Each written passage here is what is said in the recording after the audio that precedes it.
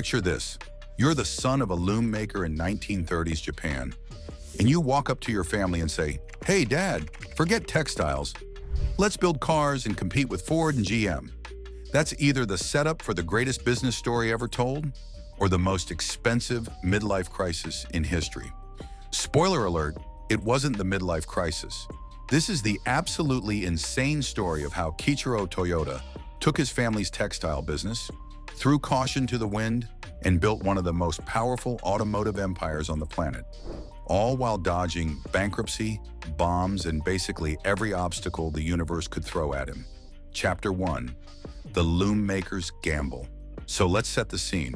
It's 1933 Japan. The automotive industry, practically non-existent. American giants Ford and GM are basically treating the global car market like their personal playground. And into this David versus Goliath scenario walks Kiichiro Toyoda, a guy whose biggest claim to fame was being really good at making looms. You know those machines that weave fabric? Yeah, not exactly the most obvious stepping stone to automotive greatness. But here's where it gets interesting. Kiichiro looks at his family's successful textile business and thinks, you know what? This is nice and all, but what if we completely pivoted and tried to build something with 4 wheels and an engine? Record scratch moment. Now, most people would call this financial suicide, but Kiichiro, he saw opportunity where everyone else saw impossibility. He convinced his family to take their textile profits and gamble everything on a completely different industry. And get this, he even changed the family name from Toyota to Toyoda because it sounded better and was supposedly luckier. Imagine rebranding your entire legacy because of superstition.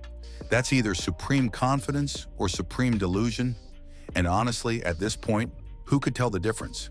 But if you think starting a car company from scratch was the hard part, oh buddy, you haven't seen anything yet. Chapter 2. When the world literally exploded. So Toyota's chugging along, making their first cars, slowly building momentum. Things are looking up, and then World War II happens. Now, when I say things got complicated, I mean Toyota's factories got literally bombed to smithereens. Allied bombing runs turned their production facilities into very expensive piles of rubble. It's like building the perfect sandcastle and then watching a tidal wave destroy it. Except the sandcastle cost millions and employed thousands of people. But wait, it gets worse. After the war ended in 1945, Toyota wasn't just dealing with destroyed factories. Japan's entire economy was in free fall. Picture trying to sell cars when nobody has money to buy bread. That's the economic nightmare Toyota was navigating. By 1949, the company was drowning in debt, couldn't pay employees, and had warehouses full of cars nobody could afford to buy. We're talking about a company that was literally weeks away from complete collapse. And here's where the story gets heartbreaking. Kiichiro Toyoda, the visionary who started this whole crazy journey, had to make the most painful decision of his life.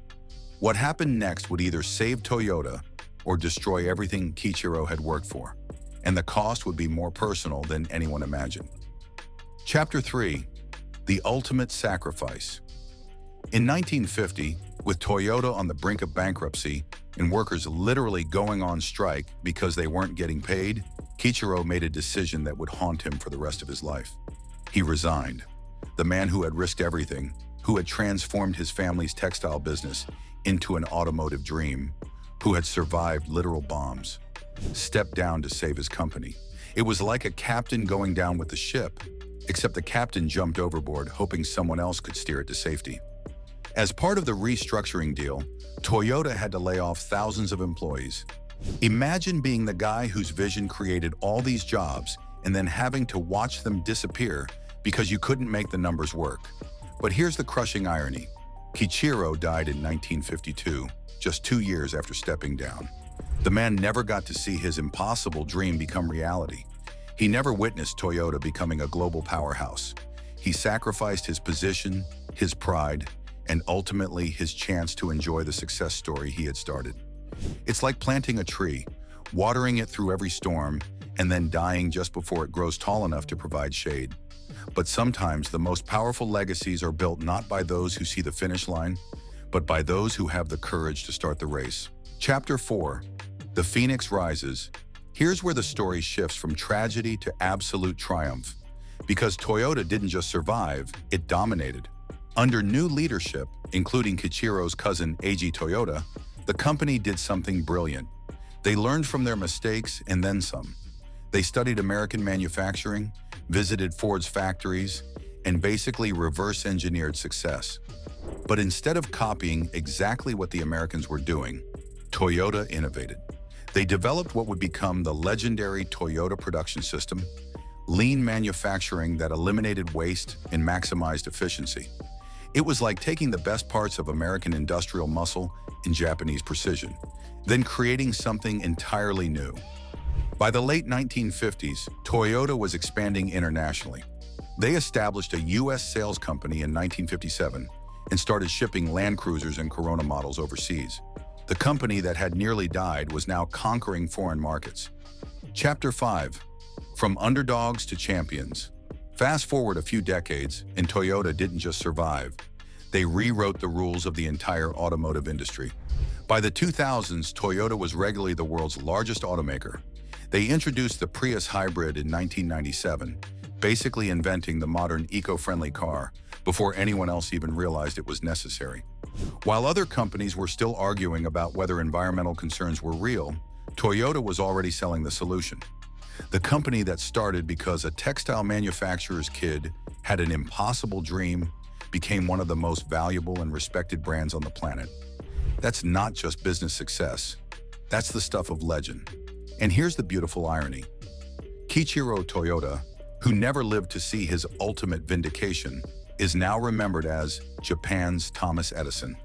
The man who sacrificed everything for a company that almost failed became the inspiration for one of the greatest business success stories in modern history. So what can we learn from a loom maker's son who bet everything on an impossible dream? Kiichiro. Toyota's story isn't just about building a car company. It's about the power of impossible vision combined with the willingness to sacrifice everything for that vision. He took his family from textiles to transportation, survived literal bombs and financial ruin, made heartbreaking personal sacrifices, and created a legacy that outlasted his own lifetime. That's not just business acumen. That's the kind of audacity that changes the world. Sometimes the most successful businesses come from the most unlikely places. Sometimes defying all odds isn't just possible. It's the only way to build something truly extraordinary. If you enjoyed this story of impossible odds and ultimate triumph, hit that subscribe button and let us know in the comments. What impossible business idea have you been thinking about? Maybe it's not as crazy as you think. And if you want more stories about visionaries who changed the world against all odds, check out our video about next suggested video. Trust me, you won't believe how that story ends either. Until next time, keep dreaming big and defying the odds, because sometimes the most impossible ideas create the most incredible realities. Subscribe for more incredible business stories. End screen. Show related videos and subscribe button.